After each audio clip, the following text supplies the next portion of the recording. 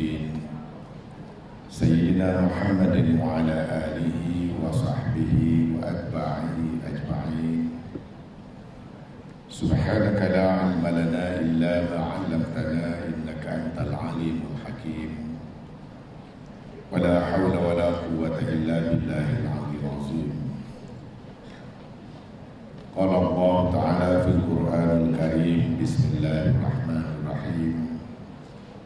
واعتصموا بحبل الله جميعا ولا تفرقوا واذكروا نعمة الله عليكم إذ كنتم أعداء فألف بين قلوبكم فأصبحتم بنعمته إخوانا وكنتم على شفا حفرة من النار فأنقذكم منها كذلك يبين الله لكم آياته لعلكم تهتدون. ولتكن منكم أمة يدعون إلى الخير ويأمرون بالمعروف وينهون عن المنكر وأولئك هم المفلحون. صدق الله العظيم. Saudara pengacara majlis yang berbahagia, Datuk Siti Rokiah, Pengurus Tetap UMNO bahagian Temerloh, sahabat saya yang hormat Datuk Seri Haji Muhammad Syakar Syamsuddin, Ketua UMNO bahagian Merangkap Timbalan Pengurusi Badan Perhubungan UMNO Negeri Pahang, yang juga selaku ahli Majlis Tertinggi dan ahli Exco Kerajaan Negeri Pahang, yang berbahagia Datuk Nur Azmi Maridin selaku Timbalan Ketua Bahagian, sahabat saya Datuk Nazrina Naib Ketua UMNO Bahagian Jerantur, serta rombongan UMNO bahagian Jerantur mewakili Badan Perhubungan UMNO Negeri Pahang, yang berbahagia Puan Johanis, Ketua Wanita dan ahli-ahli jawatan kuasa, Saudara Azril Rizal selaku Ketua Pemuda dan ahli-ahli jawatan kuasa, Puan Suhaya Eli selaku Ketua Puteri, serta ahli-ahli jawatan kuasanya, seluruh saf pimpinan UMNO bahagian Temerloh, saudara-saudari ketua-ketua cawangan dan para perwakilan ke persidangan UMNO bahagian Temerloh, tuan-tuan dan puan-puan, para hadirin hadirat yang dirahmati Allah sekalian. Alhamdulillah, marilah sama-sama kita memanjatkan rasa syukur kepada Allah Subhanahu Wa Taala dengan limpah izinnya dapat kita semua pada pagi ini berhimpun di Dewan yang indah ini, dan kita berhimpun pada satu detik, pada satu ketika yang kebetulannya merupakan antara detik yang paling banyak sejarah besar berlaku, terutama sekali di kalangan umat Islam. Hari ini adalah 9 Zulhijjah, satu hari di mana umat Islam berduyun-duyun menuju ke Padang Arafah dalam suasana hati yang penuh khusyuk lagi tawadhu,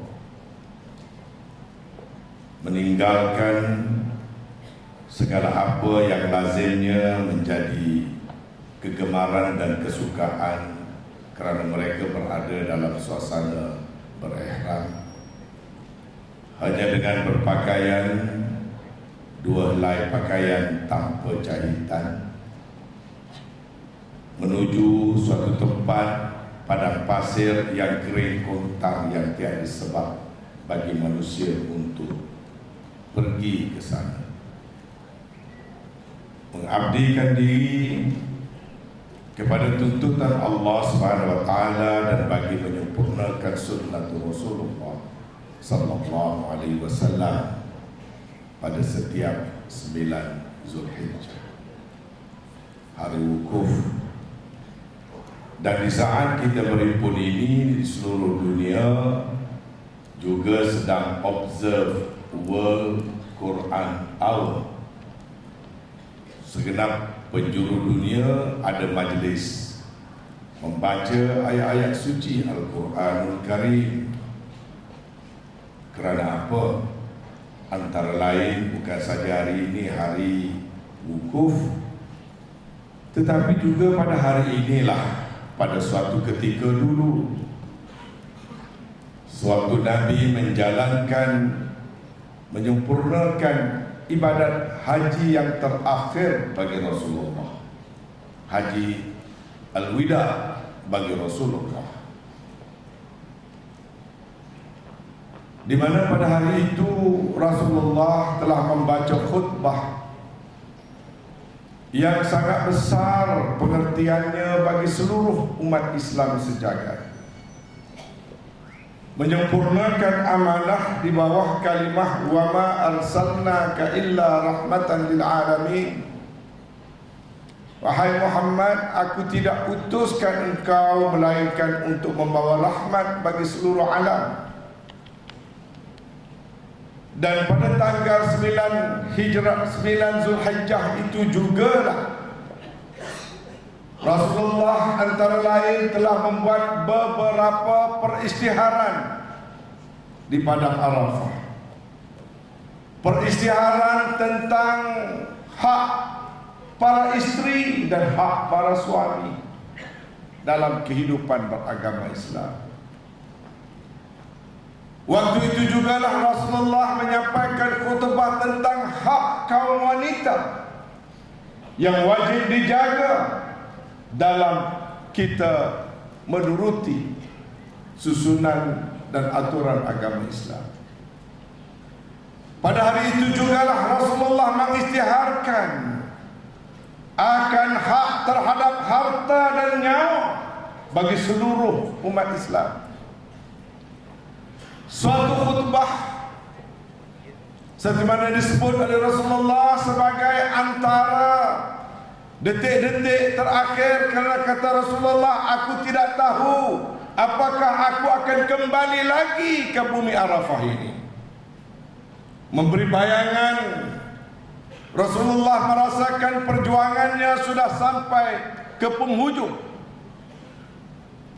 Dan setelah selesai khutbah Rasulullah sallallahu alaihi wasallam, sewaktu mau menunggang untanya memulakan perjalanan menuju Muzdalifah dan juga ke Mina, malaikat Jibril alaihissalam turun lalu menyampaikan sepotong ayat daripada Allah Subhanahu wa taala kepada Rasul,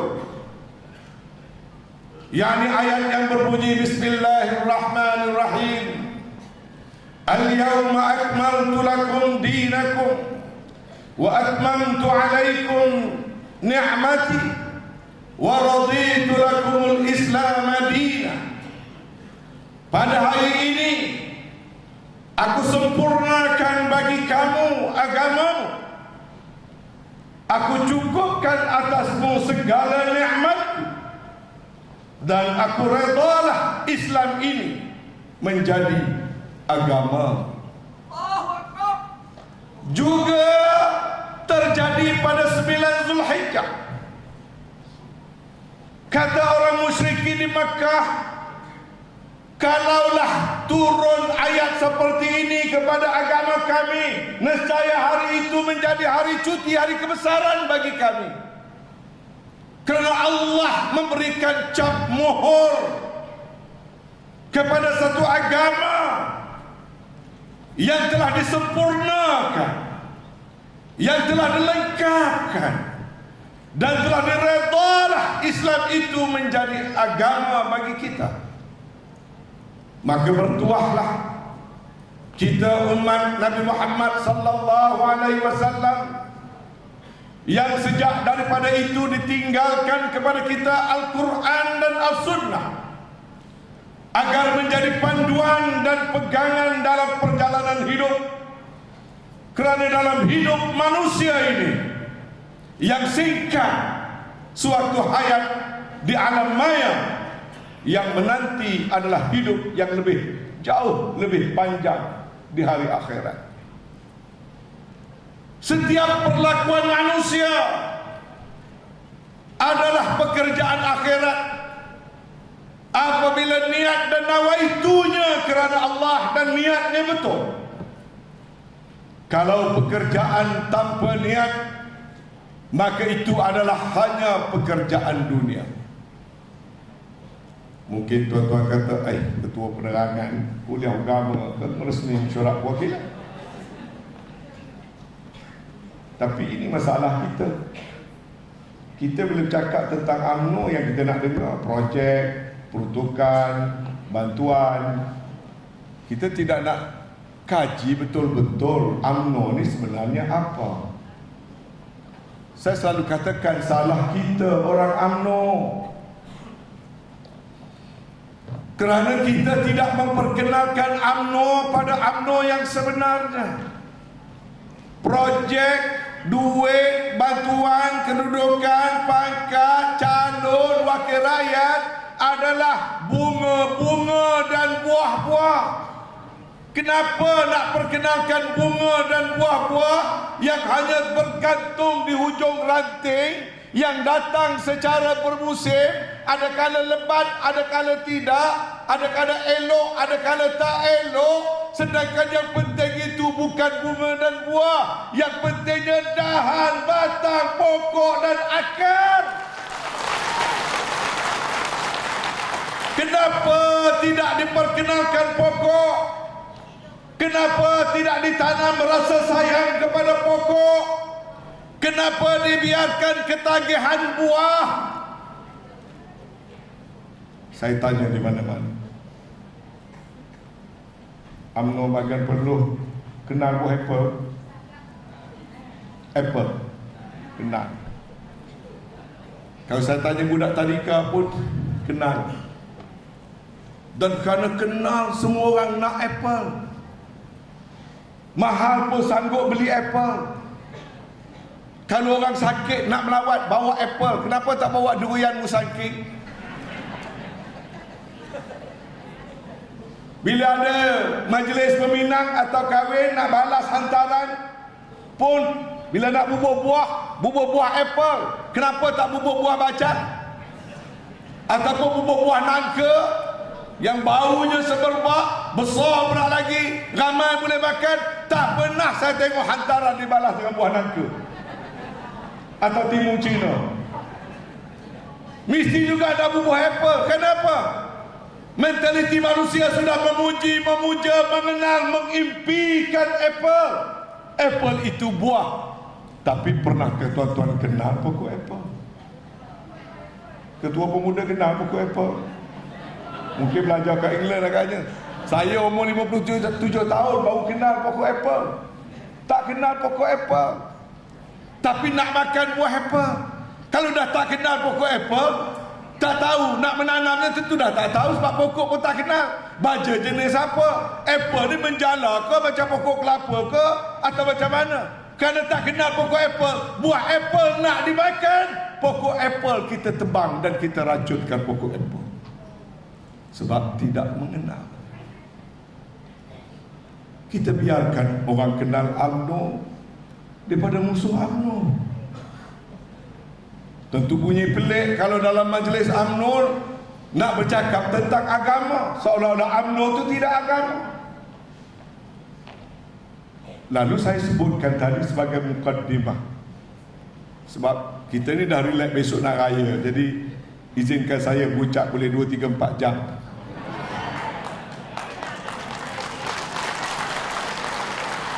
Sebab ini dah bahagian terakhir saya meresmikan. Minggu ini dah habis. Tarikh mesyuarat perwakilan dah habis. Temeluh hari ini mesyuarat bahagian yang terakhir yang saya meresmikan. Jadi boleh izinkan saya ya, mungkin 3 jam, 4 jam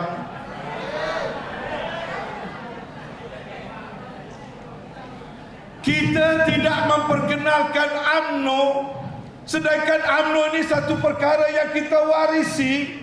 Dia tidak ada dua, tidak ada tiga, tidak ada parti lain dalam negara kita ini yang terwujud seperti mana terwujudnya UMNO. UMNO itu dia bukan hanya sebuah parti.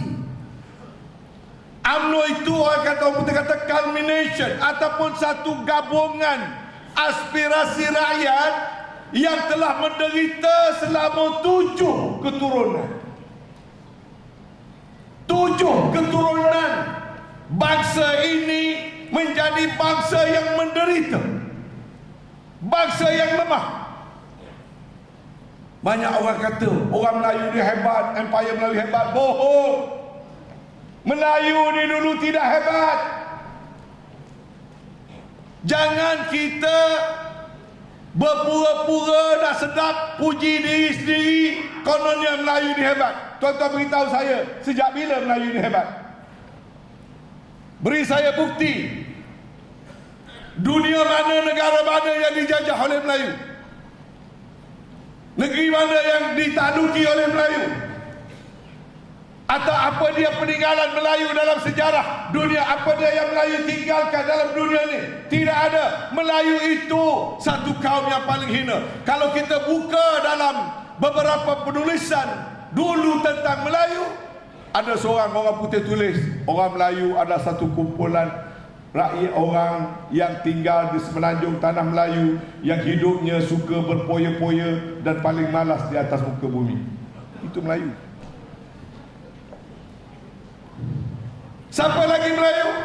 Hebat, hebat, hebat. Datang Portugis dengan 2 tongkang, jatuh Melayu. Siapa lagi Melayu? Datang Portugis. Ada sejarah orang Melayu mengalahkan Portugis? Tak ada. Portugis hanya berundur setelah Belanda datang. Belanda datang, ada sejarah Melayu mengalahkan Belanda? Tak ada. Sehingga siapa datang? Orang putih datang. Ada sejarah orang Melayu mengalahkan orang putih? Tak ada. Orang kata, oh ada. Mana? Lu di Kelantan. Siapa dia? Tok Janggut. Tuan-tuan, Tok Janggut baru bangun nak berberontak orang putih kerana orang putih kutip cukai waktu itu. Lepas tu terus orang putih cari Tok Janggut, tangkap Tok Janggut, bunuh Tok Janggut, telanjangkan mayat Tok Janggut, gantung Tok Janggut kaki ke atas, kepala di bawah, dipacak depan istana Sultan Kelantan. Sultan tak boleh buat apa, rakyat tak boleh buat apa. Panglima Melayu Ahmad Munas atau Tok Janggut ditangkap orang putih, dibunuh, ditelanjangkan mayatnya, digantung kaki ke atas, kepala di bawah, dipacak depan istana raja. Orang Melayu tak boleh buat apa-apa. Siapa lagi Melayu hebat? Datuk Paduka Marajalela. Bukan dia yang bunuh J.W. Bush. Dia suruh orang asli si Puntung yang tolong bunuh. Bukan Datuk Paduka Marajalela pun. Lepas tu Datuk Paduka Marajalela pun dah tangkap. Datuk Bahamat ada semangat melawan, tetapi tidak ada keupayaan menawan. Melayu waktu itu. Siapa yang boleh tolong kalahkan orang putih? Tak ada Melayu yang tolong datangnya tolong kalahkan orang putih, orang Jepun. Jepun yang dikatakan kecil, pendek itu boleh mengalahkan orang putih. Sebab tu kalau kek Jepun, kek kecil. Apa yang kek Jepun? Selipar kecil, selipar Jepun. Penampar kecil, penampar Jepun. Jepun tolong kalahkan. Kalau Kelantan lagi tu, orang Siam datang, Siam pun tawan kita. Berapa lama? 446 tahun. Itulah sejarah Melayu. Tak ada kekuatan kita ini, cukup terhina. Ada sekejap sejarah Melayu itu hebat, sewaktu orang Melayu mula menerima Islam. Orang Melayu ni dulu tidak Islam, Melayu ni dulu Hindu. Raja Melayu yang awal Hindu. Nak lantik raja pun tak ada. Raja di tanah Melayu waktu itu datang daripada Palembang. Kita semua baca sejarah. Mereka datang dalam keadaan beragama Hindu. Hanya seketika setelah Kesultanan Melaka berkawan dengan pedagang-pedagang Arab, Sultan tengok, wah hebat pedagang Arab datang dengan kapal yang besar-besar. Orang Melayu kayu sampan, pedagang Arab datang dengan kapal besar. Hebat, orang Islam ada kapal besar. Pedagang Arab datang bawa hadiah yang mahal, kain sutera dan sebagainya bagi pada Sultan. Hebat, orang Islam pemurah bagi hadiah yang mahal-mahal. Naik saja pedagang Arab di pelabuhan Melaka, bau harum semurbak kerana orang Arab suka pakai minyak atar dengan apa ni, dengan apa tu, apa, gaharu. Orang Arab, orang Islam datang bau wangi, waktu tu orang Melayu tengah hapak kohong.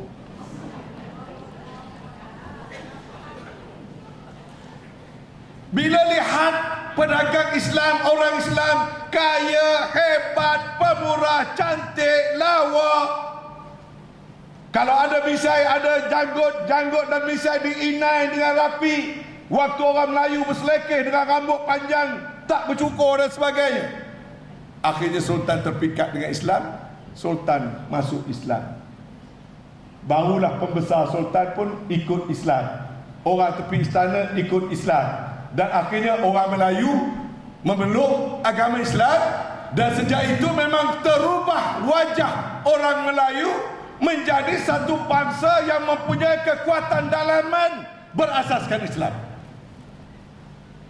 Itu asalnya. Tapi hanya seketika saja kehebatan itu dalam keadaan ianya tidak diuji oleh kekuatan luar. Sebab waktu kita terima Islam itu sudah abad yang keberapa? Kalau ikut batu bersurat, barangkali abad ke 9. Islam itu datang abad yang keberapa? Kita kuliahkan sikit, ya. Kita undur diri kita ke belakang. Islam itu datang abad yang keberapa? Abad yang ke-6. Maknanya kita terima Islam dah 300 tahun lebih terkebelakang daripada orang Arab. Tapi tuan-tuan, waktu Rasulullah sallallahu alaihi wasallam menerima Islam pada abad ke-6, diangkat menjadi rasul, di mana kaum lain dan agama lain dan bangsa lain berada. Waktu itu orang Cina di negara Cina lebih daripada berapa ratus tahun telah pun membina the Great Wall of China. Teknologi bangsa lain, kalau ambil contoh orang Cina, terbinanya Great Wall of China itu sebelum kelahiran Nabi Isa alaihissalam, BC, before Christ. Orang Cina sudah ada kekuatan tamadun, membina satu daripada keajaiban dunia. Waktu itu kita hanya 600 tahun kemudian baru kita datang menerima Islam. Itu kedudukan kita dalam perspektif dunia, dalam perspektif global. Betapa kecil, kerdilnya kita. Itu pun bernasib baik setelah kedatangan Islam, maka transformasi berlaku kepada orang Islam hanya buat seketika. Tapi bila tamadun yang lebih besar, Portugis, Belanda, Inggeris dan sebagainya datang, kita jatuh ranap selama 446 tahun. Demikian lama kita jatuh. Apakah perkara yang menyelamatkan kita? Adakah yang menyelamatkan kita kekuatan ketenteraan? Adakah yang menyelamatkan kita kekuatan ekonomi, kekayaan, kebesaran, atau apa yang menyelamatkan kita? Kita tidak diselamatkan oleh mata pedang, kita tidak diselamatkan oleh peluru, kita tidak diselamatkan oleh meriam, kita tidak diselamatkan oleh kekuatan fizikal, ekonomi dan sebagainya. Orang Melayu diselamatkan oleh sepatah perkataan. Bukan peluru, bukan pedang, bukan apa-apa. Kita semua diselamatkan 446 tahun kelemahan. Kita mula mendapat kekuatan, diselamatkan dengan sepatah perkataan, yakni perkataan yang menjadi rebutan sehari dua. Bersatu. Bersatu. Waktu itu tidak ada parti politik, yang ada persatuan-persatuan orang Melayu. Persatuan Melayu Kedah, Persatuan Melayu Pahang, Persatuan Melayu Johor, berpuluh-puluh persatuan berhimpun. Sebab itulah lahirnya perkataan kebangsaan. Dalam nama kita, pertubuhan kebangsaan Melayu bersatu buat pertama kali. Maka lahirlah UMNO, dan kekuatan itu datangnya daripada bersatunya kita, dan kita membentuk satu wadah politik yang waktu itu dinamakan sebagai UMNO. Dan UMNO itu adalah parti yang terwujud kerana kita itu Islam, dan yang menjajah kita bukan Islam. Kalau yang menjajah kita 446 tahun itu Islam, mungkin UMNO belum lahir. Lahir keinginan mencapai kemerdekaan apabila penulisan-penulisan oleh Syekh Jalaluddin Al-Afghani. Lahir pelajar-pelajar yang pergi ke Mesir di bawah gerakan kebangkitan kemerdekaan negara-negara Islam. Maka dilahirkan UMNO itu sebagai sebuah parti yang ada roh, ada nyawa di dalamnya. Dia bukan parti hanya kerana kecewa maka buka parti, tidak. UMNO itu lahir daripada roh, ada rohnya, ada jiwanya, ada falsafahnya UMNO itu. Dan UMNO itu paksi kekuatannya adalah Islam itu sendiri. Kita yang tidak memberi makna Islam kepada UMNO, kita harus kembali memberi makna Islam kepada UMNO. Dan saya nak kaitkan UMNO itu dengan apa dan kenapa kita berada di sini. Rugi ke tidak, ini hari Kelantan panggil hari waktu pak. Hari sebelum raya ni, wanita patutnya tak boleh datang mesyuarat. Sebab ini last day nak pergi shopping, nak beli macam-macam barang, nak buat jamuan besok. Betul tak? Tapi hebat UMNO bagian Temerloh ni.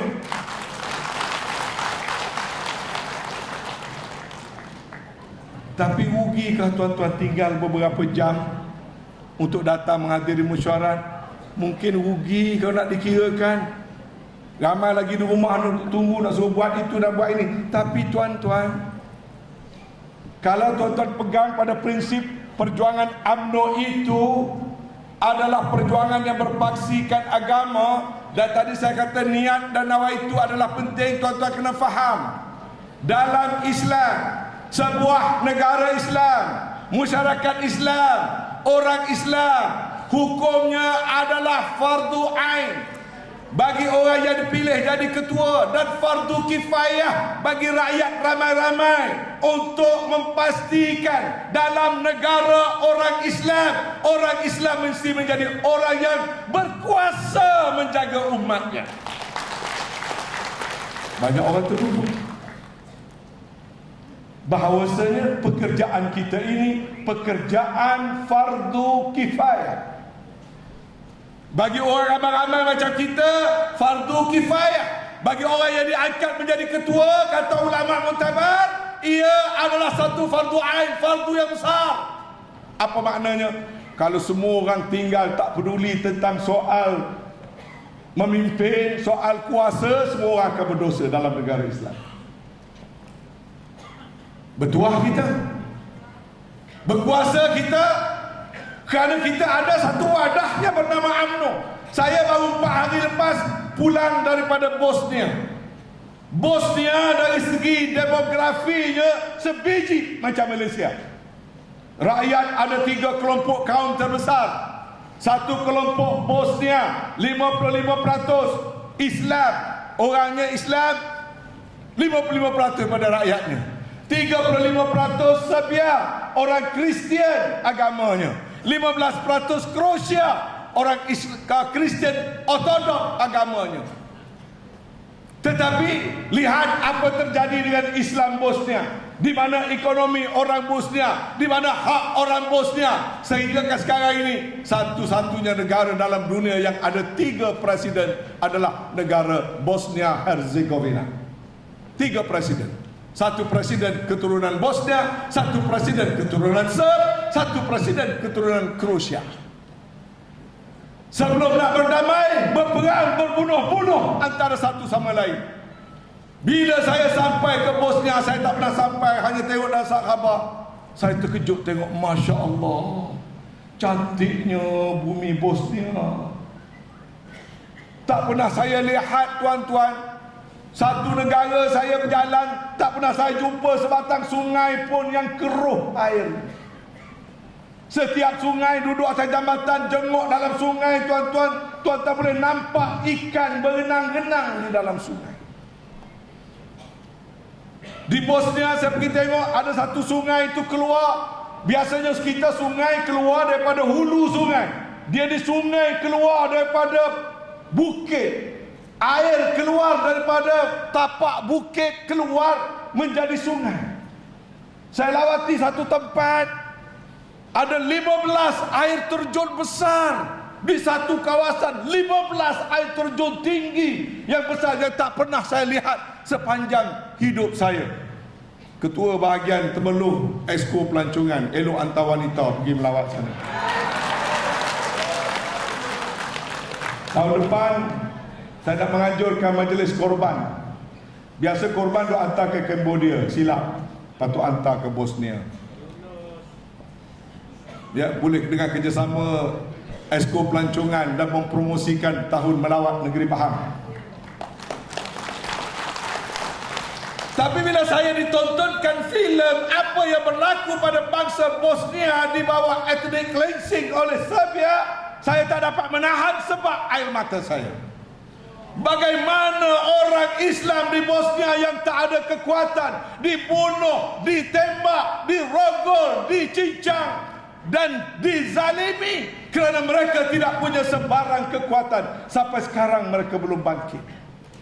Masjid di Bosnia beberapa buah dibina oleh Malaysia yang membantu membina masjid-masjid sampai kepada hari ini. Orang di Bosnia, kalau orang kebanyakan yang paling pandai sekalipun agama sekadar dapat membaca Al-Fatihah, nak membaca Al-Quran tidak boleh lagi. Masjid-masjid kita buat besar, kosong. Orang hanya solat sekali seminggu pada hari Jumaat. Pelajaran agama tidak ada di sekolah-sekolah. Negeri cantik, negeri indah. Sejarah lama sejak zaman Ottoman Empire lagi menerima Islam. Lebih awal daripada negara kita. Tetapi nikmat Islam tidak ada pada mereka seperti mana ada pada kita. Apa yang beza antara Bosnia dengan kita? Kerana orang Melayu ada UMNO yang memperjuangkan agama ini. Fardu kifayah bagi kita, fardu kifayah bagi mereka. Tetapi kita UMNO menunaikan tuntutan fardu kifayah itu. Kalau ini difahami, tuan-tuan, besok nak raya, hari ini datang musyarat, langkah tuan-tuan, langkah membawa pahala yang besar. Berjuang atas nama puteri, pahala. Berjuang atas nama pemuda, pahala. Datang musyarat wanita, pahala. Datang musyarat perwakilan, pahala. Dengan cara betulkan niat masing-masing. Tapi kalau niat itu mengejar buah, niat itu mengejar bunga, niat itu nak projek, niat itu nak jadi wakil rakyat, niat itu nak jadi calon, maka itu sajalah yang dapat kita tidak menjadikan ini sebagai sebahagian daripada ibadat kita kepada agama kita. Bagi saya, ini saja prinsip yang saya pegang. Sebab tu saya jadi saya, tuan-tuan. Hari ini saya ketua UMNO bahagian 30 tahun, tuan-tuan. Waktu saya mula aktif pegang jawatan dalam bahagian Temeluh ini, ketua bahagiannya Datuk Seri Diraja Abu Samad, Datuk Hamzah Abu Samad. Lepas itu baru diganti Datuk Sabarudin, lepas tu Datuk Sarif Yusof, lepas tu Datuk Sri Shakar. 4 ketua bahagian. Saya dah jadi ketua bahagian waktu itu, tuan-tuan. Hari ini saya menjadi ketua bahagian 30 tahun berturut-turut. Tapi sehingga hari ini, tuan-tuan, saya tidak jadi orang besar. Ditakdirkan begitu.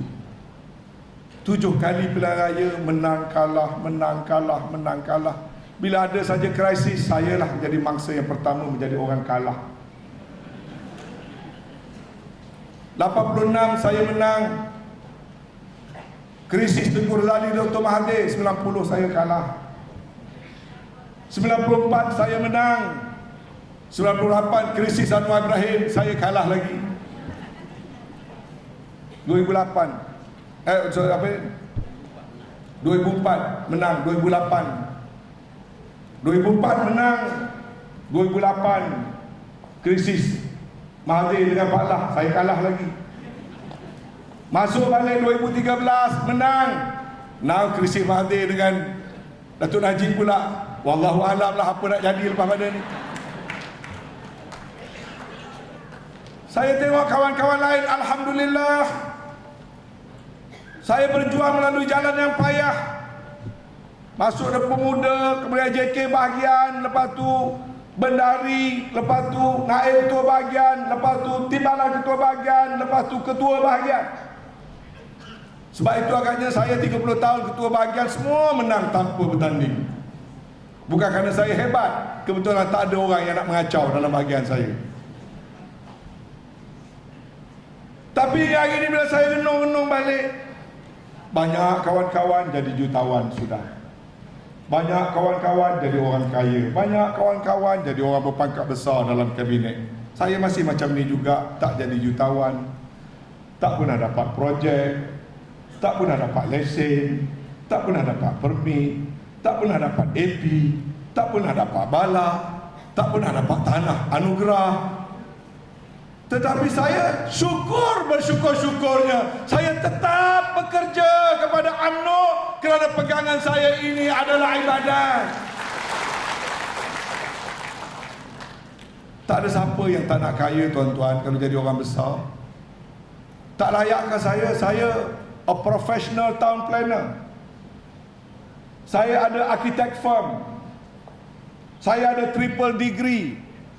Saya lulus UTM, saya lulus Sofia University Jepun, saya lulus Masters of Science University of London. Dari segi akademik ada latar belakangnya.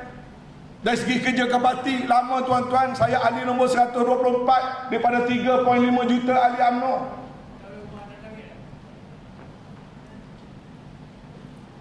Tapi adakah pernah saya kesal, tuan-tuan, kalau nak dikirakan saya ni orang Mahathir?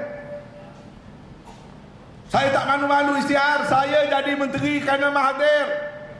Waktu tu saya kalah pilihan raya lawan Mak Sabu, tapi saya kalah pilihan raya, Mahathir jadikan saya menteri. Zaman Datuk Najib menang pilihan raya, tak jadi menteri pun.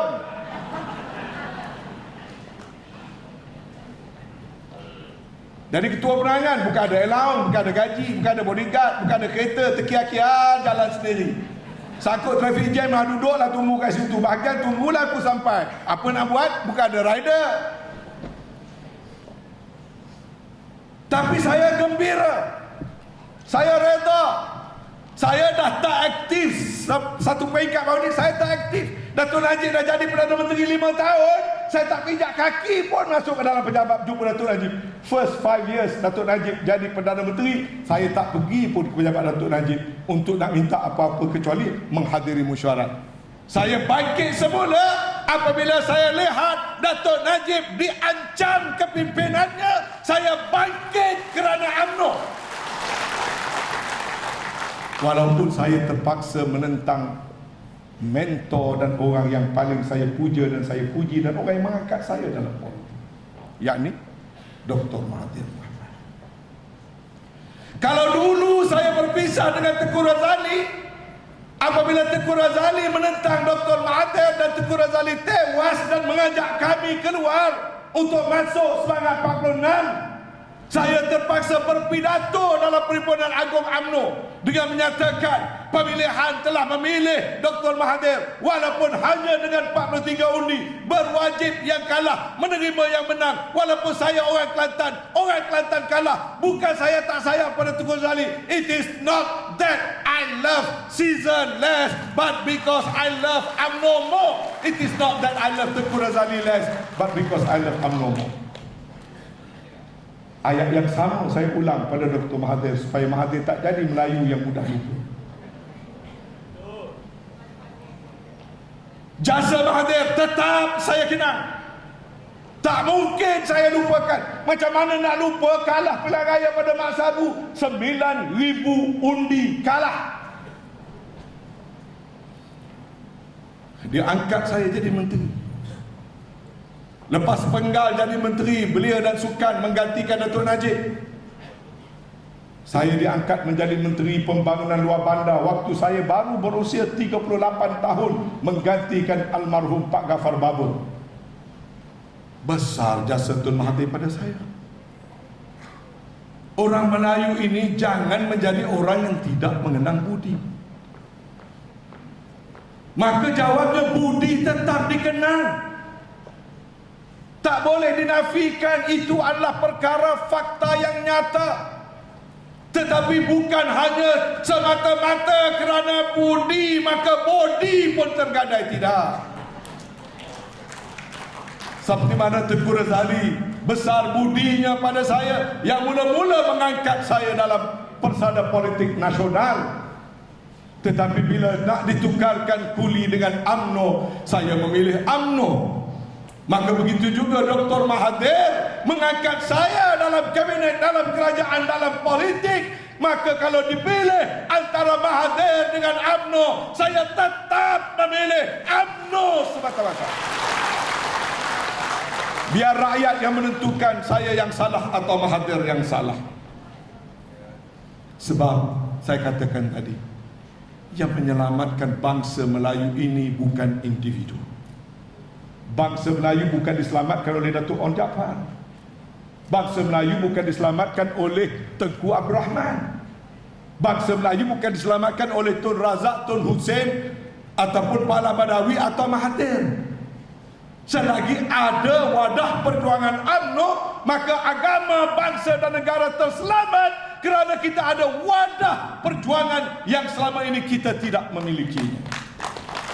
Maka kecintaan kita tidak boleh kepada individu. Selagi mana individu itu betul, kita sokong. Kalau individu itu sudah tidak betul, sudah tidak lagi berada dalam saf perjuangan. Kalau dulu Mahathir mengajar saya supaya bersetia kepada parti. Saya orang Kelantan kuat semangat negeri. Bodohlah saya meninggalkan Tengku Razali. Tengku Razali itu anak saudara, pak saudara pada Sultan Kelantan. Tuan-tuan saya membakar diri. Sampai sekarang saya tak pernah dapat apa-apa anugerah daripada Sultan Kelantan. Sampai sekarang. Muju ada dulu yang Maha Mulia Tuanku Sultan Pahang, beri saya datuk, saya dijadi Datuk Pahang. Apa jasa Anwar Musa pada Pahang? Nak berbanding jasa dan perjuangan Anwar Musa pada Kelantan sejak muda sampai tua. Apa puncanya saya jadi paria dalam negeri Kelantan? Adalah asalnya kerana saya menentang dan menolak Tengku Razali. Tapi saya reda kerana saya lebih utamakan perjuangan UMNO daripada soal menyokong mana-mana individu. Dan Alhamdulillah saya konsisten sampai ke hari ini. Ada orang kata Dr. Mahathir buat begitu kerana dia sayang pada bangsa. Betul ke? Saya dengar perkara yang sama. Waktu Tengku Razali menentang Dr. Mahathir, Tengku Razali penyokongnya menulis sebuah buku, Kemungkaran Ekonomi. Saya dalam tentera Tengku Razali. Pada kita waktu itu, kalau tidak dibuang Dr. Mahathir, negara ini akan ranap dan porak-poranda. Kata siapa? Kata Tengku Razali. Kenapa? Kerana dia nak challenge, nak jatuhkan Dr. Mahathir. Dan Tunku Razali waktu itu sebagai pakar ekonomi, dia bukan cakap secara tak berasas. Tuan-tuan, pada tahun 1986 di bawah pimpinan Dr. Mahathir, hutang negara berada pada tahap hampir 100% daripada KDNK negara. Hari ini orang tiba Dato' Najib kononnya kerana negara ini sudah banyak berhutang bawah Dato' Najib. Hutang sudah capai tahap 54% daripada KDNK. Orang terlupa zaman Mahathir, hutang hampir 100% daripada KDNK, yang menyebabkan Tunku Razali challenge hampir 100%. Adakah Malaysia bankrupt bawah Mahathir? Tak bankrupt pun. Maka serangan pada Najib adalah palsu. Orang kampung tak faham. Baru ni saya menelpon seorang orang hebat, orang besar dalam satu badan pertubuhan. Bila dia teks pada saya, Najib bankruptkan negara kerana hutang negara telah capai kononnya sekian juta. Saya tanya dia balik, you faham ke apa dia masalah hutang negara? Saya yakin AJK bagai Temeloh pun ramai tak faham apa dia hutang negara. Banyak orang dia ingat hutang negara ni adalah hutang yang Dato' Najib buat. Hutang negara ni hutang yang Malaysia pinjam. Tuan-tuan, hutang negara ni bukan macam hutang kita dengan bank. Hutang negara ni gabungan semua benda-benda yang hutang ataupun financing yang dibuat dalam negara oleh swasta, oleh bank, oleh badan, oleh corporation, dan juga hutang yang dibuat secara langsung oleh kerajaan. Dalam jumlah hutang luar negara kita ni, yang hutang yang dibuat oleh kerajaan hanya kira-kira 10% daripada jumlah hutang. Hutang lain itu adalah hutang-hutang yang diperbuat oleh melalui pelbagai agensi pelaburan syarikat dan sebagainya, tapi diistilahkan sebagai hutang luar negara, bukan hutang yang Najib buat. Satu perkara yang kita tak faham di situ. Yang kedua, hutang negara dengan kebankrapan ni bukan ukur macam kita. Bila hutang banyak maka negara bankrupt. Bukan. Tuan-tuan, negara Jepun, tuan-tuan tahu berapa hutang dia berbanding dengan pendapatan KDNK dia? Lebih daripada 200%. Singapura 80 lebih peratus daripada KDNK dia. Semua negara-negara lain kebanyakan jauh lebih tinggi daripada kita.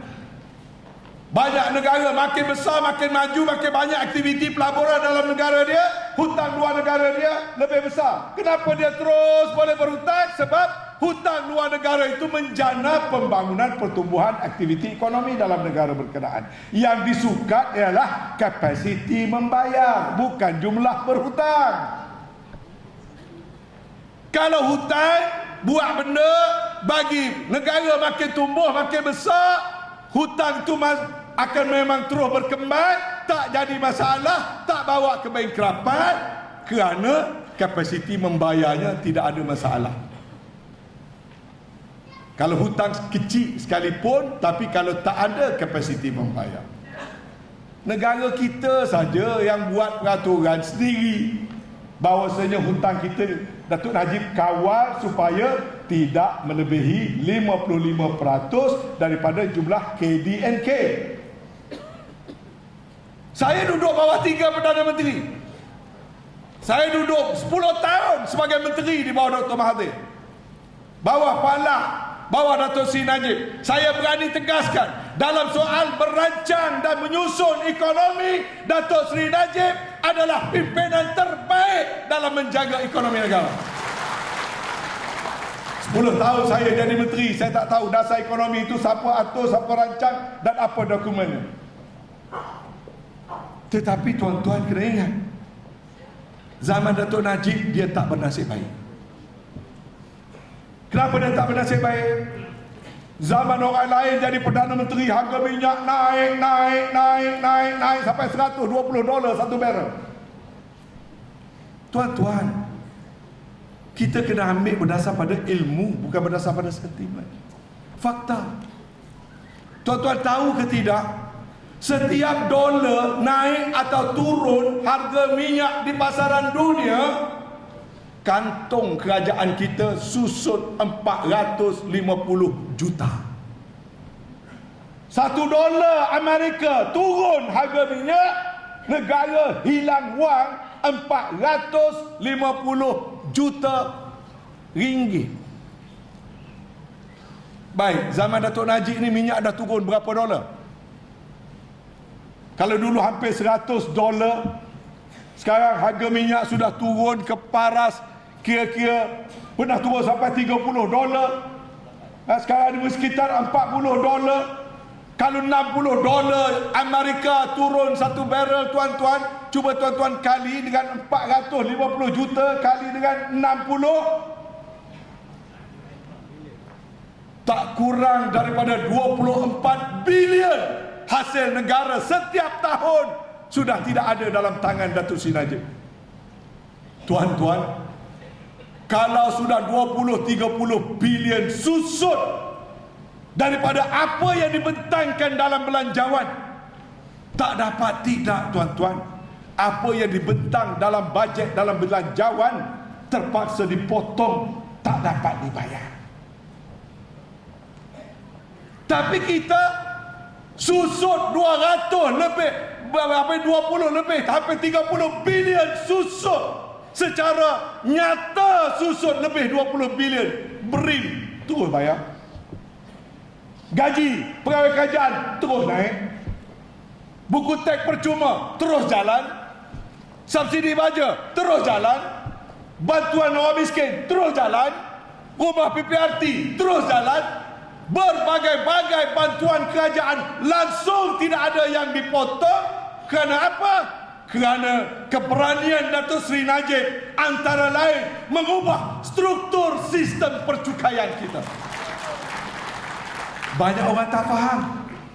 Bila Datuk Seri Najib buat sistem percukaian GST, orang yang sakit hati, dia pusing pula cerita GST. Saya ada rakyat pandang negatif pada GST.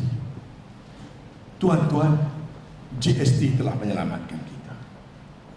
Sewaktu tak ada GST, macam saya katakan tadi, sebelum kita laksanakan GST, harga minyak begitu tinggi. Harga minyak jatuh bukan dalam kawalan kerajaan Malaysia. Harga minyak jatuh, pendapatan kita susut, tapi sistem percukaian consumer tax diperbaiki Datuk Seri Najib. Wahal waktu nak laksanakan ini, yang mencadangkan soal sistem GST ni adalah Anwar Ibrahim di zaman saya berada dalam kabinet. Tak berani nak buat, nak jaga pilihan raya. Krisis demi krisis, Datuk Seri Najib dalam menstrukturkan, menjaga kekukuhan ekonomi negara pada jangka panjang. Datuk Najib kata, we bite the bullet now. Sebab nak jadi kerajaan yang baik bukan hanya kerajaan yang popular. Sebab popular kadang-kadang datang dalam masa yang sekejap. Rakyat akan menilai akhirnya apa yang masuk ke mulut dan ke perut rakyat. Yang bergantung kepada bagaimana khazanah negara ini diuruskan dengan baik. Maka Datuk Seri Najib memberanikan. Bukan itu saja, tuan-tuan. Dr. Mahathir di zamannya tak dapat dinafikan, banyak benda-benda baik dia buat. Menafikannya adalah satu kesalahan. Tetapi realitinya juga, zaman Dr. Mahathir banyak juga agenda yang tidak beres. Siapa kata? Dr. Mahathir yang kata. Dr. Mahathir menangis di atas pentas Perhimpunan Agung UMNO kerana kecewa. Ada perkara yang dia nak lakukan tapi tak dapat dia lakukan. Tapi kita tidak besarkan kelemahan Dr. Mahathir. Kerana kita mahu setiap pemimpin kita apabila bersara dikenang hanya yang baik-baik. Macam orang yang dah mati, jangan cakap keburukan orang yang dah mati. Cakap benda-benda baik saja bagi orang mati. Bekas-bekas presiden kita pemayam itu, bila dah berundur, kita tak bincang soal keburukan atau kelemahan. Kita angkat Dr. Mahathir sebagai orang yang membina the Twin Tower, orang yang membina Putrajaya, orang yang buat itu, orang yang buat ini. Tapi tuan-tuan, kalau nak dikirakan kelemahannya banyak, tuan-tuan yang terpaksa Datuk Najib bereskan. Di saat Dr. Mahathir begitu tidak popular, tuan-tuan, sayalah orang yang mempertahankan Dr. Mahathir. Macam saya kata tadi, waktu lawan Dr. Razali, saya sokong Dr. Mahathir. Lepas tu Datuk Musa terpecat daripada jadi Timbalan Perdana Menteri, saya sokong Dr. Mahathir. Naik Anwar Ibrahim, pecat Anwar Ibrahim, saya tak tanya pun soal betul salah Anwar Ibrahim sampai ke hari ini. Saya masih ingat pagi Rabu tu saya menunggu nak bermesyuarat kabinet. Mahathir dengan Anwar masuk lewat pukul 11 baru masuk. Tak tahu apa benda yang dia bincang. Petang tu saya balik Kelantan, buka radio, Anwar Ibrahim dah kena pecat. Paginya kami sama-sama bermesyuarat. Anwar Ibrahim ada, saya ada, Dr. Mahathir ada. Saya sampai Kota Baru, reporter telefon saya, Datuk tahu ke TPM kena pecat? Dia kata, ya, saya dengar. Jadi apa pendapat Datuk? Ya, kita tak tahu kena pecat sebab apa. Pemberita ni biasalah, dia cari nak tanya apa pendapat. Saya pun terus jawab, saya fikir pemecatan itu adalah satu tindakan yang sangat wajar. Ya, kita tak tahu kena pecat sebab apa. Pagi tadi dah mesyuarat elok-elok, segala-galanya tak nampak macam okey saja, tiba-tiba kena pecat. Tapi bila pemberita tanya, saya terus jawab, pemecatan itu adalah satu tindakan yang wajar. Kenapa? Prinsip saya, jaga ketua dulu, tindakan betul. Lepas tu beli tiket, balik ke Kuala Lumpur. Balik Kuala Lumpur, the next day saya jumpa dengan Dr. Mahathir. Saya tanya, kenapa Anwar dipecat? Sedangkan 2 hari sebelum Dr. Mahathir pecat Anwar Ibrahim, sayalah antara menteri yang terakhir duk mengiringi dia melawat negeri-negeri. Saya ni sejak daripada dulu lagi tidak dikenali sebagai orang Anwar Ibrahim, sebab kebetulan nama serupa. Memang saya tak berapa suka dengan dia. Walaupun latar belakang sama, dia Presiden Persatuan Bahasa Melayu Universiti Melaya, saya Presiden Persatuan Mahasiswa Universiti Teknologi Malaysia. Dia dikurung dalam apa tu di ISA. Mahathir perkenalkan Akta Universiti dan Kolej Universiti. Saya lah jadi sesuatu agung pertama universiti di bawah Akta Universiti dan Kolej Universiti. Saya keluar, saya masuk UMNO, dia masuk ABIN. Saya dah jadi ahli UMNO, naib ketua bahagian, dia baru nak jadi ketua pemuda. Tapi dah Mahathir kata, sokonglah Anwar Ibrahim, bukannya suami Kamarudin. Datuk Najib pun waktu tu sokong suami Kamarudin, tapi kerana nak ikut arahan Mahathir, Datuk Najib pun sokong Anwar Ibrahim. Nah, kan nak buka sejarah. Jaga ketua. Bila tanya-tanya barulah Datuk Najib, Dr. Mahathir cerita, Anwar ni begini. Cerita je lah. Kalau nak soal, was-was juga. Tengok baca ayat Quran. Saya pun panggil dia Pak Syekh.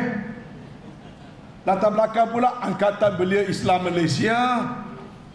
Rasanya tak masuk akal yang dia buat benda yang kerja yang macam begitu.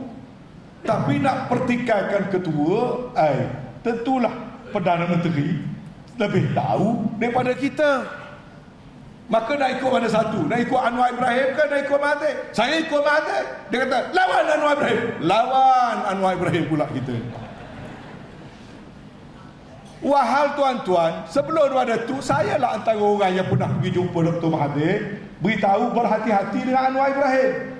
Sebab waktu Anwar Ibrahim jadi Timbalan Presiden, saya Timbalan Pengurusi Perhubungan UMNO Kelantan, Mahathir jadi Pengurusi pada Perhubungan UMNO Kelantan. Saya berkrisis dalam perhubungan. Sebab bila Pak Ghaffar tak ada, Anwar Ibrahim pegang pengurusan UMNO.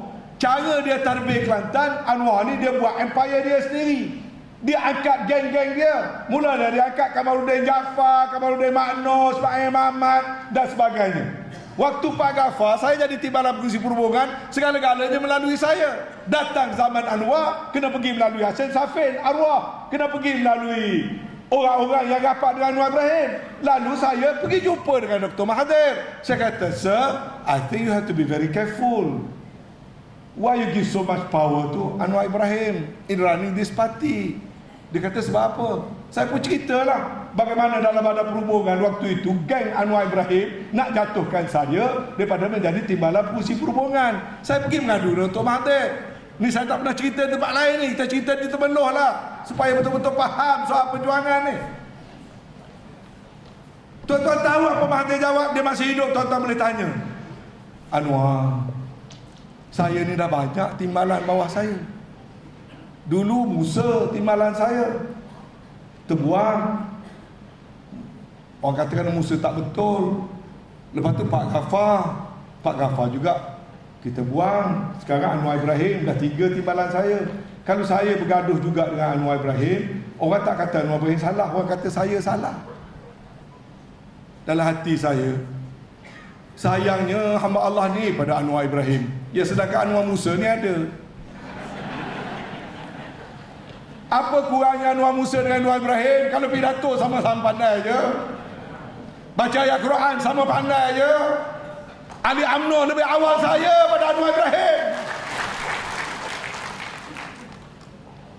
Tapi sayang betul dia dengan Anwar Ibrahim pada waktu itu. Tapi akhirnya waktu Anwar Ibrahim lawan dengan Pak Ghaffar, tuan-tuan saya nak beritahu, peringkat awal Dr. Mahathir suruh saya kerja dan sokong Pak Ghaffar. Dia beritahu Pak Ghaffar inilah tolong dia, waktu dia susah dia ambil masuk Pak Ghaffar jadi timbalan dan sebagainya. Saya pula waktu itu baru ganti Pak Ghaffar jadi Menteri Luar Bandar, dan saya memang rapat dengan arwah Pak Ghaffar pada dulu. Dekat-dekat dia nak tanding, dekat-dekat dia dah tukar bagi signal. Dr. Mahathir lah bagi signal supaya sokong Anwar dan jatuhkan Pak Ghaffar. Pun kita patuh, pun kita ikut. Terduduk Pak Ghaffar, tuan-tuan. Orang yang berjasa, orang yang menyelamatkan Dr. Mahathir, orang yang mewujudkan UMNO di Sabah. Akhirnya Pak Ghaffar berjalan bawa plastik bag, tuan-tuan.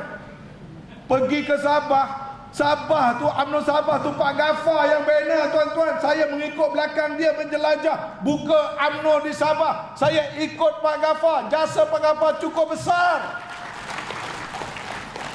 Pak Ghaffar pergi ke Sabah, orang Sabah nak apa? Umum, milion. Pak Ghaffar tukang umum, Anwar tukang bagi tender. Akhirnya ketua bahagian turun siapa yang bagi tender, bukan siapa yang umum. Last tinggal Tun Mustafa seorang saja sokong Pak Ghaffar. Ketua bahagian Sabah semua corner. Kenapa? Kerana Dr. Mahathir dan Tun Daib bagi signal supaya sokong Anwar, tak lagi sokong Pak Ghaffar. Terduduk Pak Ghaffar. Saya masih ingat, tuan-tuan, satu malam Pak Ghaffar turun ke Kelantan nak berkempen. Dia ajak saya pergi rumah satu orang, arwah Abdullah Kok Lanas. Abdullah Kok Lanas ni kawan baik Pak Ghaffar zaman Tun Razak lagi, tuan-tuan. Pak Ghaffar pergi, seorang Perdana Menteri pergi malam sampai rumah. Lah, macam manalah kedudukan saya? Saya tidak lawan siapa-siapa, saya cuma mempertahankan kedudukan saya. Apa arwah Abdullah Kok Lanas jawab? Minta maaf Pak Ghaffar, you are too late. Saya bersama Anwar Ibrahim, saya tak boleh sokong Pak Ghaffar. Dalam hati kecil, rupanya beginilah keadaannya politik. Bila nampak kelapa sudah condong, bukan saja beruk meniti, kura-kura pun panjat. Ini rentetan pengalaman yang saya lalui. Kenapa? Semuanya adalah kerana kita mematuhi dan mempertahankan Dr. Mahathir. Tuan-tuan, bila saya renung-renung balik hayat politik saya, sudah 4 dekad dalam politik ini adalah bicara soal Mahathir. Krisis dalam UMNO semuanya terkait Dr. Mahathir. Pecah UMNO ini adalah terkait Dr. Mahathir. Tahun 81, waktu Tun Razak sakit nak pergi berubat, tuan-tuan. Sebenarnya Tun Razak dah bisikkan pada Datuk Husin On, yang beliau pergi nak berubat, dia tak cerita pada banyak orang. Dan waktu itu antara orang yang menjadi harapan Tun Razak adalah Tengku Razali, antara orang yang kanan.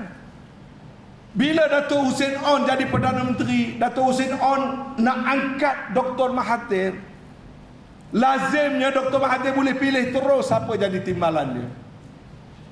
Tapi Dr. Mahathir licik dalam politik. Dia tahu Tengku Razali antara yang paling kanan, tapi dia tak mahu Tengku Razali. Lalu apa? Siapa yang hadir Perhimpunan Agung akan ingat Mahathir kata, biarlah timbalan ini perwakilan yang pilih. Amboi. Sebenarnya tujuan dia kerana kalau secara lazim dia kena angkat Tengku Zali. Kalau dia tak nak angkat Tengku Zali, dia nak pada Datuk Musa waktu itu. Datuk Musa dianggap sebagai young third pada waktu itu. Lalu disuruh bertandinglah antara Tengku Razali dengan Datuk Musa. Kalau betul dia dah suruh perwakilan pilih, Dr. Mahathir patutnya tidak menyokong sesiapa. Kita perwakilan masa itu terpaksa tunggu. Ucapan Mahathir ni, kalau dia banyak cakap hal pelajaran, artinya dia nak Musa. Kalau dia banyak cakap hal ekonomi, artinya dia nak pada Tengku Razali. Datang ucapan Dr. Mahathir, sepanjang-panjang ucapan bercakap tentang hal pendidikan. Perwakilan dapat signal Mahathir nak pada Musa. Aziz Samsudin bekerja untuk Musa. Arwah Megat Junid bekerja untuk Datuk Musa. Akhirnya perwakilan pilih Datuk Musa mengalahkan Tengku Razali 2 kali berturut-turut.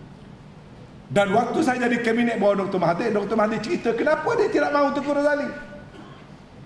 Kerana Tengku Razali pernah bersama dengan Ghazali Syafi'i waktu bertanding naik presiden, kononnya menyebabkan hundi Dr. Mahathir itu turun kerana ada geng dalam bertanding naik presiden. Rupanya ada sejarah benda yang dia tak suka pada Tengku Razali. Lalu Tengku Razali kena tendang. Akibat perselisihan politik Tengku Razali dengan Dr. Mahathir, UMNO pecah secara besar-besaran buat kali pertama. Tapi kita pertahankan Mahathir.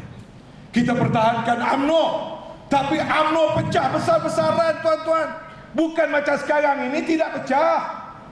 Di semalam di Gelang Patah, pengurusi tetap bekas wakil rakyat, bekas ketua bahagian mempengurusikan sidang, kemudian mengumumkan dia keluar daripada UMNO. Dia seorang je keluar dewan.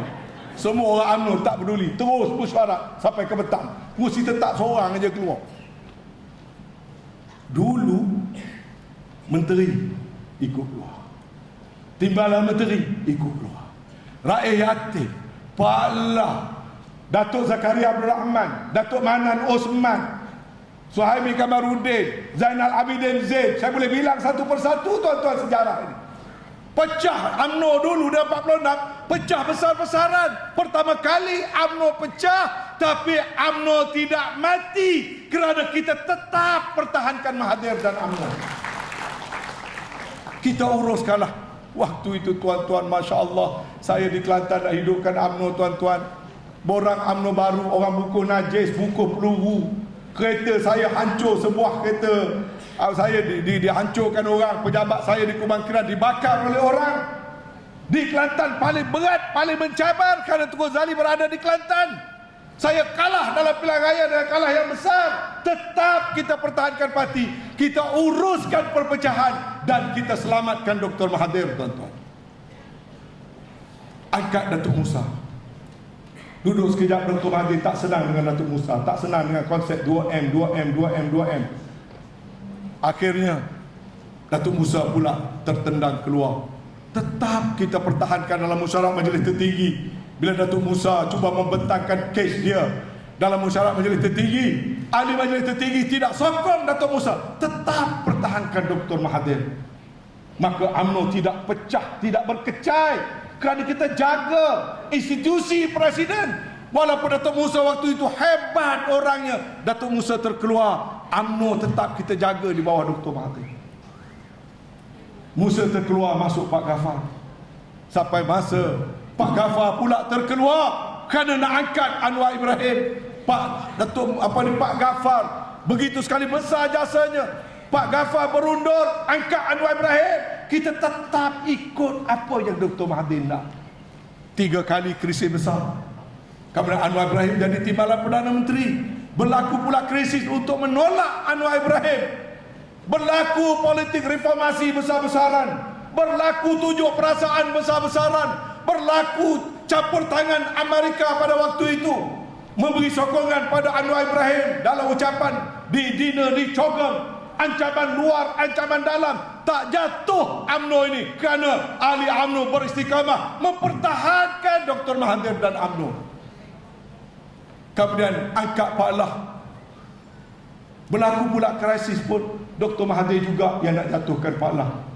Hampir-hampir jatuh kecundang. Kalau dulu hilangnya Tengku Razali, lahir 46, Kelantan jatuh. terpecat Anwar, lahir PKR, Selangor jatuh.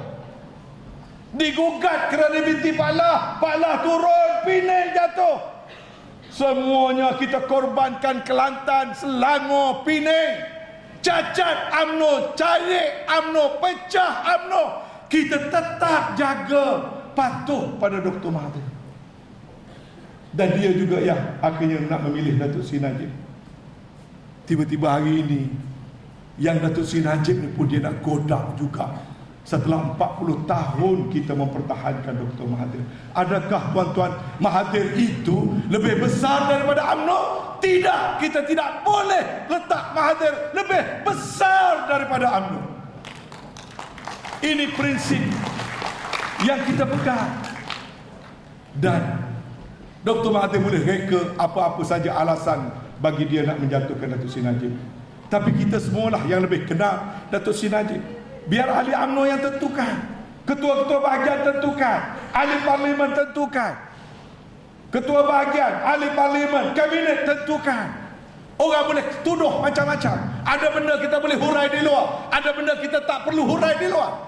Cerita 2.6 bilion, tuan-tuan, siapa orang yang pertama pergi bersemuka dengan Datuk Seri Najib? Datuk Syakar ada menjadi bersaksi. Waktu itu di kalangan MT, di kalangan kabinet bergoyang pendapat berbagai-bagai. Saya atur perjumpaan di Seri Perdana. 32 orang menteri, timbalan menteri, ahli MT pergi tanpa appointment ke rumah Datuk Seri Najib. Saya jadi jurucakap. Saya yang tanya Datuk Seri Najib, apa ini 2.6 bilion? Dan Datuk Seri Najib telah beri penjelasan. Saya yakin dia jujur, dia benar dalam penjelasan yang dia berikan. Tapi tidak semua yang dia ceritakan harus saya bawa cerita keluar. Kerana ini adalah strategi orang nak menghancurkan kita. Kantong kita, strategi kita, perjuangan kita. Isu 2.6 bilion bukan isu wangnya, tetapi adalah isu strategi orang nak menghancurkan keseluruhan jentera yang ada pada UMNO. Sebab itu saya tidak ada sebarang ragu bila saya nampak Presiden dan Datuk Seri Najib berada dalam keadaan yang begitu. Pada saya, bukan soal Datuk Seri Najib. Orang attack Datuk Seri Najib kerana orang berebut kuasa. Orang attack Datuk Seri Najib seperti mana orang attack Mahathir, orang attack Pak Lah, orang attack Datuk Seri Najib. Bukan kerana Datuk Seri Najibnya. Yang di belakang bermula bukan Mahathirnya. Masih lagi percaturan politik Malaysia ini. Di belakangnya adalah kekuatan DAP dan orang-orang yang membiarkan diri mereka untuk memberi kekuasaan yang lebih kepada DAP. Maka itu wajib ditentang sampai ketitisan darah yang terakhir. Jangan lupa di belakang kita anak-anak bangsa. Jangan lupa di belakang kita 446 tahun kita orang Melayu terkapai-kapai. Maruah kita terbela, kedudukan kita terjaga adalah kerana kita adanya sebuah parti politik yang dinaungi dan yang ditunjangi oleh kita semua. Hilang ini, kita hilang segala-galanya. Adakah Azmin Ali yang nak jadi penyelamat? Adakah Lim Kit Siang nak jadi penyelamat? Atau siapa nak jadi penyelamat kita? Sebab itu tuan-tuan, berjuanglah kita. Lepas saya reda, tuan-tuan, siapa nak jadi ketua penerangan ni tuan-tuan musim-musim begini? Saya tahu musim peluru berpandu banyak ni jadi ketua penerangan. Ketua penerangan pula ketua penerangan yang serba daif. Kalau jadi menteri kabinet orang berebut tuan-tuan sebab gaji besar. Kemudahan banyak, perk banyak, kuasa banyak. Sebab tu dalam mesyuarat perwakilan orang tak panggil ketua penerangan, orang panggil menteri, bubur-bubur panggil menteri sebab boleh bagi projek. Saya datang untuk Temenloh, tak boleh bagi projek kak? Tak boleh bagi peruntukan, saya boleh bercakap aja. Pada benda yang saya boleh kongsi pun, saya berkongsilah pengalaman saya. Tapi bagi saya reda kerana ini adalah perjuangan kita bersama. Kita berwajib mempertahankan pemimpin UMNO Datuk Seri Najib dan safnya, dan wajib menang dalam pilihan raya yang akan datang. Tidak ada dua, tidak ada tiga pilihan kita. Kalau dah Dr. Mahathir yang memilih untuk berada di luar dan menentang kita, maka Dr. Mahathir lah musuh kita. Budi tetap dikenang, sayang tetap sayang, hormat tetap hormat. Hormat mana? Hormat Mahathir yang dulu. Sayang siapa? Sayang Mahathir yang dulu. Tentang siapa? Tentang Mahathir yang sekarang. Mahathir dulu, Mahathir sekarang serupa tak? Tak serupa. Mahathir dulu marah-marah dengan DAP. Mahathir sekarang nak baik dengan DAP. Mahathir dulu jailkan Anwar Ibrahim. Mahathir sekarang merangkak-rangkak minta maaf dengan Anwar Ibrahim. Jauh beza. Mahathir dulu kata sayanglah parti, jangan tinggal parti. Mahathir sekarang dia awal-awal keluar parti. Mahathir dulu waktu anak dia kecil-kecil tak ada apa-apa. Mahathir sekarang anak dia top 50 the richest man in Malaysia. Tak sama. Sokong dulu sokong, kenang budi, kenang, ingat budi, ingat, hendak hormat, hormat, nak sopan, sopan. Bila? Untuk Mahathir dulu. Mahathir sekarang, Mahathir lain. Yang penting UMNO lebih besar bagi kita. Pada masa yang sama, tuan-tuan, ahli-ahli UMNO di Tanjung Karang semalam saya beritahu, pegang 4 perkara. Yang pertama, bersatulah dalam satu saf yang kukuh. Kerana dalam pengalaman saya, ini formula kemenangan. Kita bersatu dalam satu saf yang kokoh. Moto kita pun kebetulannya bersatu. Parti kita ini pun lahir kerana kita bersatu. Barang siapa memilih ke arah berpecah, itu permulaan kepada kehancuran dan kekalahan. Kalau mau menang, mau kuat, mau hebat, bersatu dalam satu saf yang kokoh. Di semua peringkat, dalam bahagian, ketua bahagian tidak perfect, timbalan ketua bahagian tidak perfect, siapa pun tidak perfect, nak cari lemah ada. Tapi dalam saat sekarang ini, ketepikan kelemahan dan perbezaan, cari persamaan, kumpul kekuatan, tegakkan barisan, hadap cabaran dalam keadaan semangat bersatu. Yang kedua, formula kemenangan, bersetia pada pimpinan. Hang Tuah telah menunjukkan contoh itu. Rasulullah telah menunjukkan contoh itu. Ibadat korban juga mengajar itu. Nabi Ibrahim alaihissalam dalam mengorbankan anaknya Ismail alaihissalam juga menzahirkan nilai-nilai kesetiaan. Kerja wukuf di Arafah menzahirkan nilai kesetiaan. Kesetiaan pada saf pimpinan, ati'u Allah wa ati'ur Rasul wa ulil amri minkum. Prinsip yang penting. Apabila sahabat dilantik menggantikan Rasulullah, Sayyidina Umar kata, aku telah diangkat di kalangan kamu menjadi khalifah. Aku bukanlah orang yang terbaik di kalangan kamu. Selagi aku melakukan perkara yang baik, bantulah aku. Kalau aku melakukan kesalahan, kesilapan, tegurlah aku, bukan jatuhkan aku. Tegur kerana pemimpin kita itu tidak maksum. Nak tegur, tapi jangan menjatuh satu sama lain di kalangan pemimpin-pemimpin umat, pemimpin-pemimpin parti. Maka prinsip kedua, bersetia dalam konsep garis panduan yang telah diaturkan oleh agama kita. Yang ketiga, zahirkan UMNO sebagai parti yang berkhidmat dan berjuang untuk semua. UMNO bukan parti yang berjuang untuk Melayu. UMNO bukan soal baju merah. UMNO adalah parti yang berjuang untuk semua. Semalam di Tanjung Karang, di depan-depan orang-orang yang parti-parti bukan UMNO, termasuk MCA, orang Cina, orang India ada. Saya sebut dengan depan mereka. Adakah orang MCA, orang Cina tahu sewaktu awal nak menubuhkan UMNO terus berlaku krisis dalam penubuhan UMNO? Krisis itu krisis apa? Adakah krisis soal cara nak bela Melayu? Tidak. Krisis pertama dalam UMNO di waktu penubuhannya adalah krisis bagaimana nak cara jaga orang bukan Melayu. bergaduh Dato' On Jaafar dengan Tengku Abdul Rahman tentang cara mana nak jaga orang bukan Melayu. Kata Dato' On Jaafar, kita buka parti, kita buka keahlian kepada semua orang, semua kaum jadi ahli UMNO berlaku.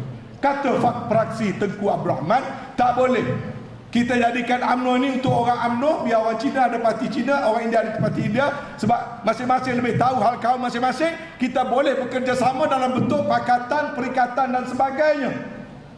Mana bergaduh cara, saya ingatkan Dato' On keluar buka parti negara, UMNO diwujudkan dalam bentuk konsep perikatan dan dalam bentuk UMNO, MCA dan IC. Artinya seawal penubuhan UMNO lagi kita memikirkan juga cara nak jaga sahabat kita kaum lain.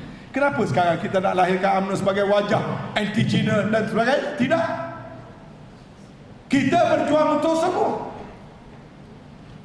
Kalaulah dalam negara ini orang Kadazan, orang dusun, orang asli, orang Dayak, orang Cina, orang India, kalau mereka tak ramai seperti di Bosnia, tak perlu bimbang. Cina tak perlu bimbang, India tak perlu bimbang, orang asli tak perlu bimbang. Selagi ada UMNO, seluruh kaum minoriti tetap akan dilindungi oleh UMNO. Itu kita. Jangan silap memperkenalkan baju merah nak naik suara Melayu dan tidak Melayu. Tidak. MCA lemah, tetap boleh duduk dalam kabinet. Orang India tak ada kerusi yang dia boleh bertanding, yang majoritinya pengundi India, tetap kita bagi kerusi. Orang Dayak, orang Iban, orang Kadazan, tak ada tempat kalau nak ikutkan. Tapi semua ada kedudukan di bawah sistem UMNO dan Barisan Nasional. Maka bersatu, bersetia pada pemimpin, berkhidmat, berjuang untuk semua. Dan yang keempat, saya kata, saya minta ahli UMNO termasuk di Temeloh ni, kena ada winning mentality. Oh, jangan fikir, oh dah kita kalah dulu, Kuala Selatan kalah dulu kerana apa? Mentakab kalah, parlimen kalah, maka tak boleh menang. Orang tu kata begitu. No, kita bangkit pada keadaan yang jauh lebih susah. Hari ini kita ada kuasa, kita ada kedudukan, kita ada masa, kita ada strategi. Gabung kekuatan kita, tawan kembali setiap inci kawasan yang kita kalah. Kalau parti baru yang terkial-kial nak daftar nama pun tak selesai, nak cari penaja pun tak selesai, boleh rasa dia boleh menang. Yang kita dengan ahli 3 juta ada segala kekuatan depan kita, kenapa kita nak rasa kita kalah? Oh, ada orang kata sebab mereka bergabung. Habis kalau mereka pandai bergabung, kita tak pandai bergabung. Dan sekarang ini Barisan Nasional itu 13 parti, bukan satu. Barisan Nasional itu 13 parti. Pilihan raya akan datang, strategi itu serah pada Dato' Najib dengan kami-kami di atas. Tak payah bimbang, we know how to do it. Kita tidak akan panggil pilihan raya kalau kita tahu kita tak menang. Kita mesti pastikan apabila sampai pilihan raya diadakan, kita telah siap siaga untuk menang dalam pilihan raya yang ke-14 ini. Daripada sekarang kita bekerja. Ada orang tanya saya, "Mah, macam mana ni? Apa macam mana? Kelantan PAS macam mana?" PAS ke siapa ke? Kalau UMNO dengan Dazak, dengan Dayak, dengan Kadazan kita boleh bekerjasama, takkan tak boleh kerjasama dengan PAS? Terpulang pada PAS. Formula terbuka, pilihan raya masih jauh, ada 2 tahun. Tarikh akhir bulan Jun 2018. Nak berhitung, nak berunding, nak berbagai, 2 tahun lama lagi. Jangan ada inferiority complex. Jangan ada, tidak ada keyakinan boleh menang. Temerloh ini, Pahang ini adalah kubu UMNO. Ini bumi Tun Razak, ini bumi pimpinan Dato' Sri Najib. Kita mesti menang setiap kerusi yang ada dalam negeri Pahang ini. Boleh kita lakukan. Jadi ini, the winning mentality ini harus kita ada. Jangan terperangkap dengan isu-isu semasa. Ini bila orang cakap tentang adanya Department of Justice Amerika membuat tuduhan, kita dah goyah. Selama ni kita ajar berhati-hati dengan Amerika Syarikat. Sekarang ni pula kita jilat Amerika Syarikat. Apakah kita belum kenal cara Amerika Syarikat? Bagaimana boleh Amerika Syarikat kata, di Iraq ada senjata pemusnah, kami kena bom Iraq. Dia bom, hancur satu negara. Lepas tu baru dia declare, tak ada pun senjata. Iraq dah hancur dah. Saddam Hussein dah kena bunuh dah. Muammar Gaddafi dia dah banyak dah. Ni hari September 11 kenang balik apa yang terjadi. Kerana bermula dengan 9 September, berapa negara Islam kena lajak, kena ganyan sampai sekarang. Baru DOJ buat cerita nak rampas harta beberapa orang tertentu dalam negara mereka. Dia sebutlah Malaysian Official 1 30 kali. Berapa ramai yang baca 30 kali itu sebut dalam bentuk apa? Tak baca pun. Seolah-olah MO1, therefore MO1 adalah Prime Minister, therefore Prime Minister is guilty. Adakah disebut macam tu? Kalau tidak begitu, kenapa mereka tak terus dakwa Perdana Menteri? Kenapa nak dakwa JLO? Dakwalah Perdana Menteri. Memang ada disebut MO1. Bukan sekali, ada 30 kali. Saya baca line by line. Tapi dia tidak membawa maksud Datuk Najib adalah orang yang nak disiasat, nak didakwa, yang nak dituduh laku kesalahan. Dia cuma sebut laporan-laporan yang diberikan kepada mereka, termasuk tuduhan-tuduhan. Dah kita dah mengkelabah dah. Habis sampai budak universiti yang ingus tak tahu apa pun dah mula diperalatkan dengan mudah. Ini Amerika, tuan-tuan. Sekarang ini apa sedang berlaku? Malaysia wujudkan hubungan yang baik dengan China, dengan Amerika. Laut Cina Selatan sedang menjadi perebutan utama, agenda utama sekarang. Sudah tentu politik peringkat global, peringkat antarabangsa ada kaedah-kaedah mereka sendiri. Mereka mahu kalau boleh Malaysia ini kecil tetapi strategik. Selat Melaka kecil tapi strategik. Laut Cina Selatan kecil tapi strategik. Kita ni macam anak dara sunti. Orang Cina nak melamar, nak jaga kita, Amerika pun nak ada kita. So Amerika ada cara politik mereka. So jangan kita terlalu dangkal, telan saja bulat-bulat apa yang Amerika buat. Berhati-hati, berhubaya-hubaya. Yang pasti kita tidak izinkan kuasa luar yang menentukan politik dalam negara kita. Cukup dengan Palestin, cukup dengan Syria, cukup dengan Iraq, cukup dengan Afghanistan, cukup dengan Libya, cukup dengan Syria. Sekarang cukup dengan Turki. Jaga negara kita baik-baik. Rebah bangun negara ini adalah berada di tangan kita. Bina kekuatan dalaman kita. Jangan mudah jadi pak turut semata-mata apa yang datang daripada Amerika itu kononnya segala-galanya fakta dan segalanya betul. Berapa jam? Baru 2 jam. Ada 2 jam lagi. Ya. Tuan-tuan, Perhimpunan Agung UMNO ini bukan perhimpunan biasa. Sebab tu kita pilih baju yang paling lawa sekali dalam kabinet untuk kita pakai. Tak. Saya percaya raya besok pun kita tak melawar macam ini. Mungkin raya besok pergi ke surau pakai kain blekat, pakai baju Melayu atau pakai jubah. Tapi bila datang Perhimpunan Agung, saya pakai baju yang terbaik. Ini nombor 2 terbaik. Yang terbaik dah pakai, tak ada nak basuh. Diperintah pakai baju merah, pasti ambil yang ini. Yang kedua terbaik. Raya besok saya tak pakai macam ni. Besok saya pakai baju Melayu dengan kain blekat saja pergi sembahyang, pergi korban. Tapi datang ke Merloh paling lawa. Tengok cermin berapa kali handsome tak hari ni nak pergi ke Merloh. Cuma terlupa bawa bedak kuku putih, tak nak pakai tu.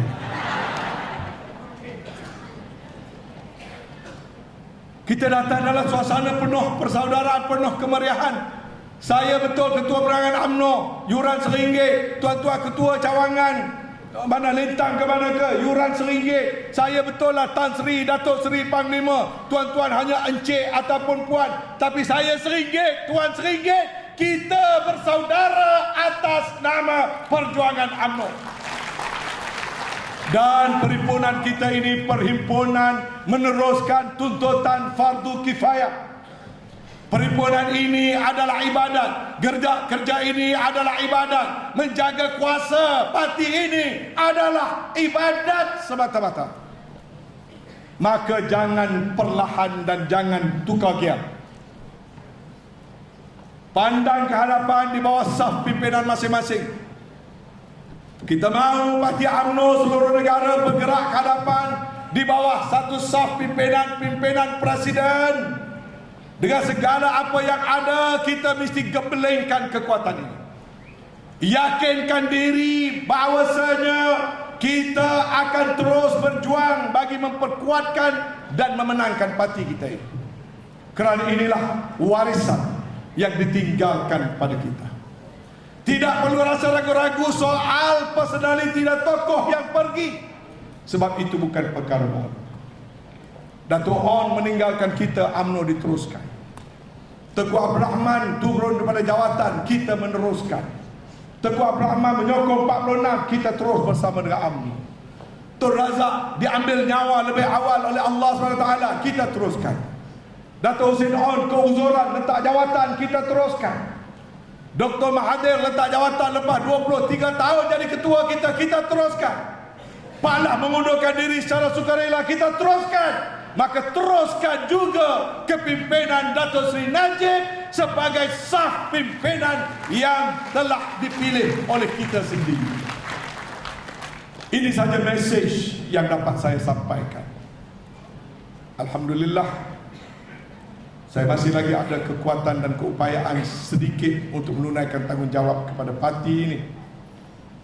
Saya bermula waktu usia 23 tahun, sekarang ini usia saya sudah sampai 60 tahun.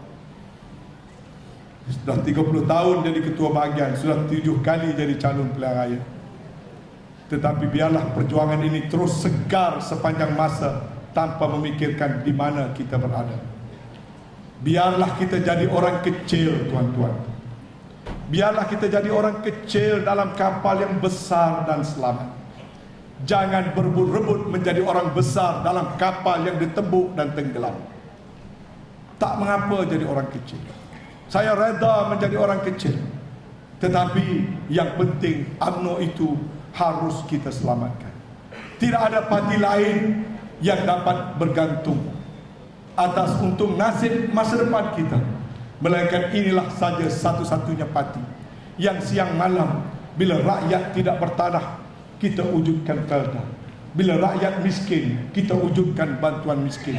Rakyat tak ada pelajaran, kita bina sekolah-sekolah. Ibu bapa tak mampu penajaan, kita wujudkan MARA. Tanah kecil-kecil nak cantum, kita wujudkan Felkra. Rakyat tak ada rumah, kita wujudkan Prima. Apa saja keperluan rakyat yang bekerja hanya kita, orang lain hanya bercakap. Maka enjin ini jangan dimatikan, kapal ini jangan ditenggelamkan. Sebab itu perhimpunan Mesyuarat Perwakilan UMNO bahagian adalah penting, yang mana minggu ini sampai ke tempoh akhir semua bahagian, seluruh bahagian bermesyuarat, saya turut mengucapkan syabas dan tahniah kepada ketua-ketua cawangan dalam bahagian Temerloh dan bahagian Temerloh yang mengadakan mesyuarat pada hari ini. Selepas ini, Biro Politik dan Jawatankuasa Pengurusan Parti mahukan setiap negeri menganjurkan konvensyen UMNO negeri. Dalam konvensyen UMNO negeri, 3-4 perkara tadi tolong laksanakan. Zahirkan dalam konvensyen UMNO negeri konsep bersatu di kalangan saf pimpinan di setiap negeri. Zahirkan konsep bersedia pada saf-saf pimpinan dalam konvensyen nanti. Zahirkan konsep UMNO berjuang untuk semua dalam konvensyen negeri. Dan zahirkan winning mentality dalam konvensyen negeri. Bermula 15 hari bulan September sehingga ke menjelang Perhimpunan Agung, kita berharap negeri dapat mengadakan konvensyen masing-masing secara besar-besaran. Kita juga mengatur beberapa program-program ke akar umbi bersama dengan rakyat bagi memastikan memantapkan lagi jentera parti. Biro-biro, bukan saja biro penerangan, biro keahlian, biro daftar pemilih, biro pendidikan, biro latihan, semua sekali biro-biro peringkat majlis tertinggi. Jangan lagi business as usual. Jangan berada dalam zon selesa. Keluar daripada zon selesa, keluar daripada lautan merah, the red ocean strategy, bertukar kepada the blue ocean strategy. cari langkah baru, wujudkan kreativiti, wujudkan inovasi, bergerak bukan secara lazim. Di luar sana musuh sudah berubah, kita juga harus merubah pendekatan kita bagi memastikan kita dapat mengatasi mereka. Inilah yang harus menjadi keazaman. Jangan, saya bilang, jangan business as usual. Kita harus bersedia melakukan perubahan, penambahbaikan, inovasi, transformasi, agar kekuatan kita ini dapat kita garap sementara masa masih ada. Dan saya yakin kalau ini dapat kita lakukan, semangat ini yang dapat kita rokok, secara ini yang dapat kita jurang, insyaAllah faiza azamta fatawakkal ala Allah. Tuhan lebih mengetahui kejujuran kita, Tuhan lebih mengetahui umat Islam ini dijaga oleh siapa. Selagi mana kita menjaga kepentingan agama bangsa dan negara, wahai Allah, tolonglah kami, bantulah kami. Jazakallahu khairan katsira. Wabillahi taufiq wal hidayah. Wassalamualaikum warahmatullahi wabarakatuh. Saya meresmikan musyawarah perwakilan bangsa.